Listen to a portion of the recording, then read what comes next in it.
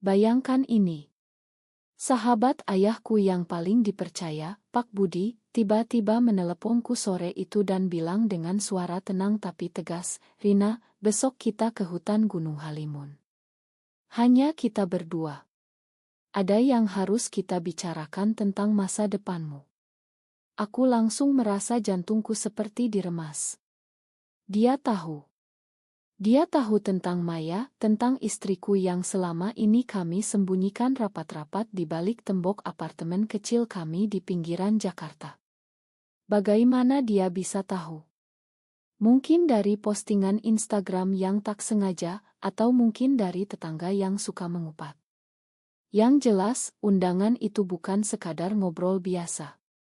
Ini jebakan.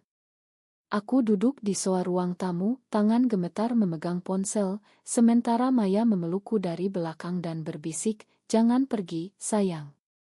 Mereka cuma mau memisahkan kita." Tapi aku tahu kalau aku tolak, keluarga akan semakin curiga. Ayahku, Pak Hadi, orang yang paling keras kepala di keluarga besar kami di Bogor, sudah lama menekanku untuk menikah dengan pria yang pantas. Ibu juga, dengan air matanya yang selalu siap tumpah, "Kamu anak perempuan satu-satunya, Rina. Jangan bikin malu marga kita."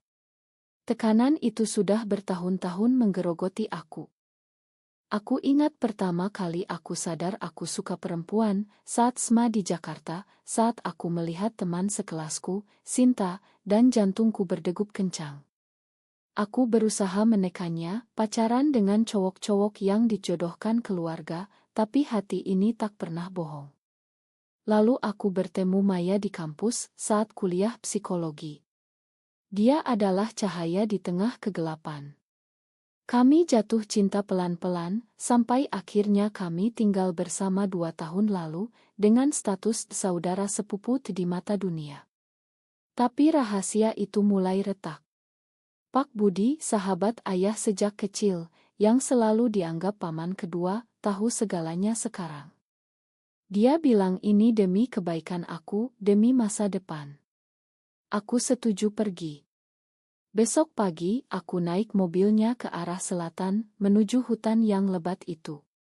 Selama perjalanan 2 jam, aku diam saja, memandang jalan tol yang semakin menjauh dari kota. Pikiranku berputar-putar. Apa yang akan dia katakan? Apakah dia akan mengancam? Atau justru memaksa aku untuk sembuh? Aku ingat betapa ayahku dulu pernah bilang, kalau anakku seperti itu, lebih baik aku tak punya anak. Kata-kata itu masih terngiang, seperti luka yang tak pernah sembuh. Di mobil, Pak Budi mulai bicara ringan dulu, tentang cuaca, tentang pekerjaannya sebagai pengusaha kayu yang sering ke hutan. Tapi aku tahu, ini hanya pemanasan. Saat kami masuk ke jalur tanah yang berliku, hutan mulai menutupi langit, aku merasa seperti masuk ke perangkap. "Rina," katanya pelan, "aku tahu tentang kamu dan perempuan itu. Ayahmu minta aku bicara. Tapi ini bukan perintah. Ini karena aku sayang kamu seperti anak sendiri." Aku menggigit bibir, menahan air mata. Ini baru awal. Aku tahu perjalanan ini akan mengubah segalanya. Aku harus memilih, tetap diam dan biarkan mereka kendalikan hidupku, atau berani melawan dan bayar harganya. Harga yang mungkin terlalu mahal. Tapi hati kecilku sudah berteriak, "Cukup, Rina. Sudah waktunya kamu hidup untuk dirimu sendiri." Kami tiba di pondok kecil di pinggir hutan saat matahari mulai condong. Udara dingin, bau tanah basah, dan suara burung yang anehnya menenangkan sekaligus menakutkan. Pak Budi menyalakan api unggun, dan aku duduk di batu besar, memeluk lutut. Malam itu percakapan dimulai. "Ceritakan dari awal," katanya. Aku mulai bercerita, suaraku bergetar. Tentang betapa aku merasa berbeda sejak kecil, tentang tekanan di keluarga yang selalu bilang perempuan harus menikah, punya anak, lanjutkan garis keturunan. Tentang Maya yang membuat aku merasa utuh untuk pertama kalinya. Pak Budi mendengarkan tanpa memotong, tapi matanya penuh penilaian. Kamu tahu ini dosa, kan? Katanya pelan. Kata itu menusuk. Aku diam. Malam semakin larut, dan aku merasa seperti sedang diadili di tengah hutan yang tak ada siapapun. Besok pagi perjalanan akan semakin dalam. Aku tak tahu apa yang menunggu, tapi satu hal yang pasti, keputusan yang akan aku ambil di sini nanti akan membuat keluargaku tak lagi bisa mengendalikan aku selamanya. Pagi berikutnya, kami mulai trekking lebih dalam ke hutan. Pak Budi membawa ransel berat, pisau, dan kompas, seolah ini petualangan biasa. Tapi aku tahu, ini bukan tentang alam. Ini tentang jiwa aku. Kaki kami menginjak daun kering yang berderak, udara lembab menempel di kulit, dan pikiranku terus melayang ke Jakarta, ke Maya yang pasti sedang khawatir di apartemen. Aku bayangkan dia menangis sendirian, seperti yang sering dia lakukan saat aku pulang ke Bogor untuk pura-pura normal.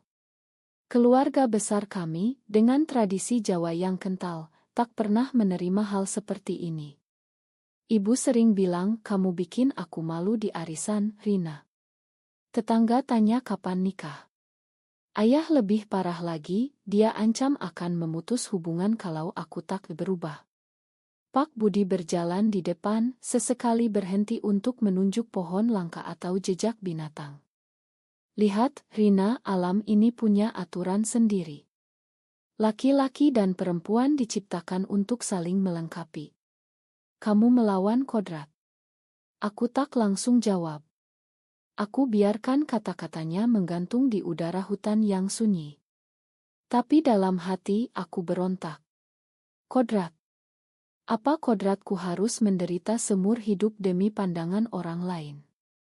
Aku ingat saat pertama kali aku dan Maya berciuman di balkon apartemen, malam hujan deras. Saat itu aku merasa hidup. Bukan dosa. Bukan penyimpangan. Hanya cinta. Tapi masyarakat Indonesia tak melihat begitu. Di kampus dulu, ada teman yang diusir keluarga gara-gara ketahuan lesbian. Dia akhirnya pindah ke luar negeri sendirian. Aku tak mau jadi seperti itu. Tapi juga tak mau jadi boneka keluarga. Trekking berlanjut, keringat bercampur debu. Kami beristirahat di tepi sungai kecil. Airnya jernih, tapi arusnya kuat. Pak Budi duduk di batu, membuka bekal roti dan air. Ayahmu cerita semuanya padaku. Dia bilang kamu sudah 2 tahun tinggal dengan perempuan itu. Dia malu, Rina. Malu sekali. Suaranya pelan, tapi penuh otoritas seperti ayahku. Aku menatap air sungai, bayangan wajahku terpantul samar. Paman, aku bukan anak kecil lagi. Aku sudah 28 tahun. Aku tahu apa yang aku inginkan. Dia tersenyum miring. Tapi keluarga adalah segalanya. Kalau kamu terus begini, ayahmu bisa sakit. Ibumu tak bisa tidur. Saudara-saudaramu di kampung akan jadi bahan omongan. Tekanan itu datang lagi seperti gelombang. Aku ingat betapa dulu aku pernah mencoba berubah. Pacaran dengan pria yang direkomendasikan ayah, bahkan hampir menikah. Tapi malam sebelum lamaran, aku kabur ke kamar mandi dan menangis. Aku tak bisa bohong pada diri sendiri lagi. Maya adalah segalanya. Dia yang mendukung aku kuliah lagi, yang memeluk aku saat aku down karena kerjaan di kantor pemasaran. Dia yang bilang kita hadapi bersama, sayang. Di hutan ini, jauh dari sinyal ponsel, aku merasa sendirian tapi juga bebas. Pak Budi melanjutkan ceritanya. Dia cerita tentang masa kecilku, saat aku kecil dulu dia sering gendong aku. Kamu dulu anak yang penurut, Rina. Sekarang kenapa berubah? Aku tak tahan lagi. Karena aku tumbuh, Paman. Aku belajar bahwa hidup bukan cuma untuk memuaskan orang lain. Kata-kata itu keluar tanpa rencana, dan udara di antara kami langsung tegang. Dia diam lama. Lalu berdiri, mari lanjut. Kita masih jauh ke pondok berikutnya. Perjalanan berlanjut, tapi sekarang setiap langkah terasa berat. Aku mulai mempertanyakan segalanya. Apakah aku egois? Apakah cinta ini layak untuk hancurkan keluarga? Tapi setiap kali aku ragu, bayangan Maya muncul, senyumnya yang hangat, tangannya yang selalu memegang tanganku erat. Sore menjelang, kami tiba di pondok kayu sederhana di tengah hutan. Api unggun dinyalakan lagi. Malam kedua ini, Pak Budi mulai lebih dalam. Dia cerita tentang temannya yang dulu seperti aku, tapi akhirnya menikah dan sembuh. Kamu bisa juga, Rina. Tinggalkan dia. Mulai baru. Aku merasa seperti sedang dicekik. Tapi di dalam, sesuatu mulai berubah. Aku tak lagi takut. Aku mulai merasa marah.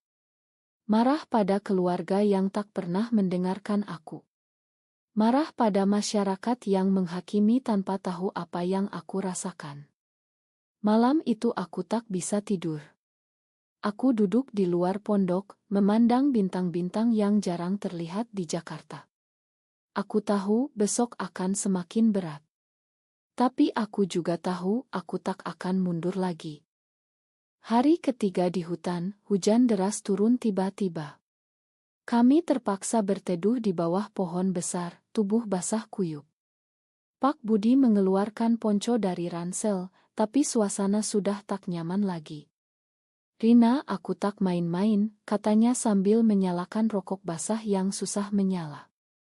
Ayahmu sudah siapkan rencana. Ada pria baik-baik di kampung, anak temannya.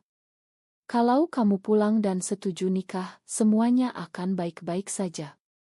Aku tertawa pahit, air hujan bercampur air mata di pipiku. Paman pikir aku barang yang bisa diatur. Aku bukan anak kecil yang bisa dipaksa nikah demi nama baik keluarga. Dia terdiam, matanya menyipit. Itu pertama kalinya aku lihat dia kehilangan kendali. Selama ini dia selalu tenang seperti juru damai. Tapi sekarang aku lihat ada sesuatu yang lebih dalam. Mungkin dia juga punya tekanan dari ayahku. Mungkin janji atau ancaman. Hujan semakin deras, dan kami terpaksa lari ke pondok darurat yang lebih dekat. Di dalam hanya ada lampu minyak kecil yang redup. Aku duduk di lantai kayu, memeluk lutut, sementara Pak Budi membersihkan pisau huntinya dengan gerakan kasar. Kamu tahu konsekuensinya kalau kamu tetap keras kepala, tanyanya. Keluarga bisa putus hubungan. Ibumu bisa stroke. Ayahmu dia sudah tua, Rina. Kata-kata itu seperti pukulan. Aku ingat ibuku yang selalu masak makanan kesukaanku saat aku pulang, meski dengan tatapan sedih. Ayah yang dulu menggendong aku ke sekolah. Tapi aku juga ingat betapa mereka tak pernah mendengarkan saat aku coba cerita. Aku bukan mesin, Paman. Aku manusia. Aku punya hati. Suaraku pecah. Aku cerita panjang lebar tentang betapa aku merasa mati rasa dulu saat pura-pura bahagia dengan kehidupan heteronormal yang mereka paksa. Tentang terapi yang pernah aku coba diam-diam, tapi justru membuat aku semakin yakin bahwa ini bukan penyakit. Pak Budi mendengarkan, tapi wajahnya semakin gelap. Lalu dia ungkapkan sesuatu yang membuat dunia aku berputar. Maya dia bukan orang baik, Rina. Aku sudah selidiki. Dia punya masa lalu yang tak kamu tahu. Dia pernah dekat dengan pria sebelum kamu. Itu bohong. Aku tahu itu bohong. Maya pernah cerita semuanya padaku, transparan. Tapi kata-kata itu tetap menusuk, karena itu cara mereka selalu lakukan, merusak kepercayaan. Aku berdiri, suaraku meninggi untuk pertama kalinya. Jangan libatkan Maya. Ini tentang aku, bukan dia. Konfrontasi pertama itu membuat udara pondok terasa panas meski hujan di luar. Pak Budi mundur sedikit, tapi matanya penuh perhitungan. Malam itu aku tak bisa tidur lagi. Aku berpikir tentang semua pengorbanan yang sudah aku lakukan. Aku pernah tolak beasiswa ke luar negeri demi dekat keluarga. Aku pernah bohong pada teman-teman kantor tentang status hubunganku. Semua demi mereka. Tapi sekarang, di hutan ini, aku merasa seperti burung yang kandangnya mulai retak. Pagi harinya, hujan reda. Kami lanjut trekking, tapi suasana sudah berubah total. Pak Budi tak banyak bicara, tapi aku lihat dia sesekali cek ponsel saat ada sinyal lemah. Mungkin dia lapor ke ayahku. Aku mulai curiga. Apakah ini benar-benar bicara dari hati, atau rencana keluarga untuk memisahkan aku dari Maya? Di tengah jalan, kami menemukan air terjun kecil yang indah. Aku berhenti memandang air yang jatuh deras. Itu seperti meteor hidupku, deras, tak terbendung, tapi indah. Paman, kataku pelan, kalau aku pilih Maya, apa yang akan terjadi? Dia menatap aku lama. Kamu akan kehilangan semuanya. Keluarga, warisan, nama baik. Aku tersenyum tipis. Mungkin. Tapi aku akan dapat diriku sendiri. Kata itu keluar begitu saja, dan aku merasa ringan untuk pertama kalinya. Tapi aku tahu, ini baru permulaan dari badai yang lebih besar. Perjalanan masih panjang, dan keputusan besar masih menunggu di ujung. Hari keempat, kami sudah sangat dalam di hutan. Jalur semakin sulit, tanah licin, akar-akar pohon seperti tangan yang mencengkeram. Pak Budi mulai kehilangan kesabaran. Kamu keras kepala seperti ayahmu, katanya sambil membersihkan luka kecil di tangannya akibat jatuh. Aku tak jawab, tapi dalam hati aku bangga. Keras kepala. Ya, mungkin itu yang aku butuhkan sekarang. Kami beristirahat di bawah pohon beringin tua yang katanya sudah ratusan tahun. Di situ Pak Budi akhirnya buka kartu asnya. Rina, ayahmu sudah tahu semuanya dari awal. Dia minta aku bawa kamu ke sini bukan untuk bicara, tapi untuk buat kamu sadar. Kalau kamu tak setuju, dia siap umumkan ke seluruh keluarga besar. Kamu akan dianggap tak ada. Pengkhianatan itu menusuk dalam. Ayahku, orang yang aku sayangi paling dalam, menggunakan sahabatnya untuk memerangkap aku. Aku merasa seperti anak kecil yang dikhianati. Air mata mengalir tanpa bisa kutahan. Kenapa harus seperti ini, Paman? Kenapa tak bisa terima aku apa adanya? Dia menghela napas panjang. Karena dunia kita seperti ini, Rina. Di Indonesia, hal seperti kamu masih dianggap aib. Kamu mau anak-anak saudaramu nanti dibully gara-gara tante mereka. Kata-kata itu seperti racun. Aku ingat keponakanku yang kecil, yang selalu panggil aku Jibi Rina dengan penuh sayang. Apakah aku rela mereka menderita karena pilihan aku? Tapi di sisi lain, apakah aku rela mati perlahan demi mereka? Konflik batin itu membuat aku hampir gila. Malam itu, di pondok terakhir, listrik mati total. Hanya lilin yang menyala. Pak Budi tidur lebih dulu, tapi aku dengar dia bergumam dalam tidur, seolah dia juga tertekan. Aku ambil kesempatan untuk cek ponsel. Ada sinyal lemah. Pesan dari Maya, sayang, aku khawatir. Pulanglah. Kita hadapi bersama. Aku menangis diam-diam, saat itu aku putuskan. Aku tak akan biarkan mereka kendalikan aku lagi. Besok, aku akan bilang langsung pada Pak Budi. Tapi pagi harinya, sesuatu yang tak terduga terjadi. Saat kami packing, Pak Budi terpeleset di tebing curam. Kakinya terkilir parah. Aku panik. Aku bantu dia, tapi dia menolak. Pergi saja, Rina. Tinggalkan aku di sini.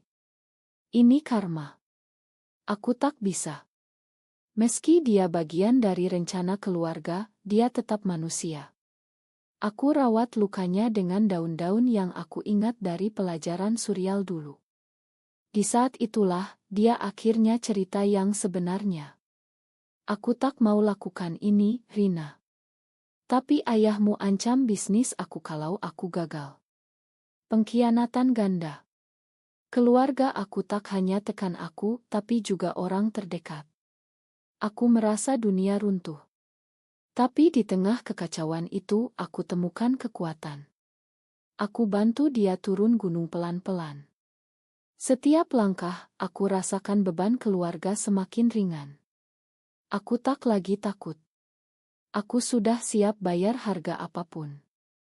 Perjalanan pulang jadi neraka. Pak Budi kesakitan, tapi aku tak tinggalkan dia. Kami butuh 2 hari ekstra untuk keluar hutan. Di tengah jalan, sinyal kembali. Ayahku telepon berkali-kali. Aku angkat sekali. Rina, kamu sudah sadarkan? Suaranya dingin. Aku jawab dengan suara mantap yang bahkan aku sendiri tak kenal. Ayah, aku sudah putuskan. Aku pilih Maya. Aku pilih hidupku sendiri. Kalau ayah tak terima, itu hak ayah. Tapi jangan harap aku kembali jadi boneka. Telepon diputus. Aku rasakan kelegaan yang luar biasa, tapi juga kesedihan yang dalam. Pak Budi yang mendengar semuanya hanya diam. Kamu berani, Rina. Tapi harga yang kamu bayar akan mahal. Aku tahu. Aku tahu ibuku akan menangis berhari-hari. Saudara-saudaraku akan menjauh. Mungkin aku tak diundang lagi ke acara keluarga. Tapi untuk pertama kalinya aku merasa bebas. Saat kami tiba di pinggir hutan, mobil jemput sudah menunggu. Pak Budi dibawa ke rumah sakit. Aku naik taksi sendiri ke Jakarta. Sepanjang jalan aku menangis. Bukan karena menyesal. Tapi karena aku tahu ini akhir dari chapter lama. Aku pulang ke apartemen. Maya menunggu di pintu, matanya bengkak. Kami peluk erat, tanpa kata. Malam itu aku cerita semuanya. Tentang hutan, tentang konfrontasi, tentang keputusan aku. Dia menangis, tapi senyumnya penuh bangga. Kamu kuat, sayang. Besoknya keluarga besar tahu. Pesan-pesan masuk banjir. Ada yang marah, ada yang sedih, ada yang bilang aku tak punya hati. Ayahku kirim pesan singkat, kamu bukan anakku lagi. Itu sakit. Tapi aku balas, aku tetap sayang ayah. Tapi aku tak bisa hidup bohong lagi. Aku bayar harga itu dengan air mata, dengan malam-malam tak tidur, dengan rasa kesepian yang kadang datang. Tapi aku juga dapat kedamaian. Aku mulai hidup terbuka. Di kantor, aku tak lagi sembunyi. Teman-teman terkejut, tapi ada yang dukung. Maya dan aku mulai rencanakan masa depan yang kecil tapi bahagia. Kami tak butuh restu keluarga untuk bahagia. Tapi luka tetap ada. Aku sering mimpi tentang ayahku yang dulu gendong aku. Tapi aku bangun dengan keyakinan bahwa aku sudah benar. Bulan-bulan setelah itu, hidup berubah total. Keluarga tak lagi hubungi aku, kecuali ibuku yang kadang kirim pesan diam-diam, ibu kangen. Aku jawab selalu dengan cinta, tapi tak pernah pulang. Pak Budi sembuh, tapi dia tak pernah hubungi lagi. Mungkin malu. Aku dan Maya pindah ke apartemen lebih besar, mulai bisnis kecil jualan online yang kami bangun bersama. Aku merasa seperti burung yang akhirnya terbang bebas. Tapi kebebasan itu datang dengan harga. Aku kehilangan warisan, kehilangan acara keluarga, kehilangan rasa aman yang dulu keluarga berikan. Terkadang di malam hujan, aku tanya diri sendiri, apakah semua ini layak? Tapi lalu aku lihat Maya tidur di sampingku, napasnya tenang, dan aku tahu jawabannya. Ya, ini layak. Karena hidup ini milikku, bukan milik orang lain. Masyarakat masih menghakimi, tapi aku tak peduli lagi. Aku sudah belajar bahwa cinta sejati tak butuh persetujuan dunia dan keluarga. Mereka kehilangan kendali atas aku selamanya. Aku tak lagi anak yang penurut. Aku sekarang perempuan yang berdiri di kakinya sendiri. Kadang aku lewati jalan yang dulu sering aku lewati saat pulang ke Bogor. Aku lihat rumah keluarga dari jauh, lampunya menyala hangat. Tapi aku tak masuk. Aku sudah punya rumah baru di hati aku sendiri. Perjalanan ke hutan itu mengajarkan aku satu hal. Kadang, untuk menemukan diri sendiri, kita harus hilang dulu di tengah kegelapan. Dan aku tak menyesal. Sekarang pertanyaannya buat kamu yang mendengar ceritaku ini, apakah keputusan aku untuk memilih cinta dan kebebasan diri, meski harus kehilangan keluarga, adalah keputusan yang benar? Atau justru sebuah kesalahan besar yang akan aku sesali di akhir hayat? Kamu yang menilai.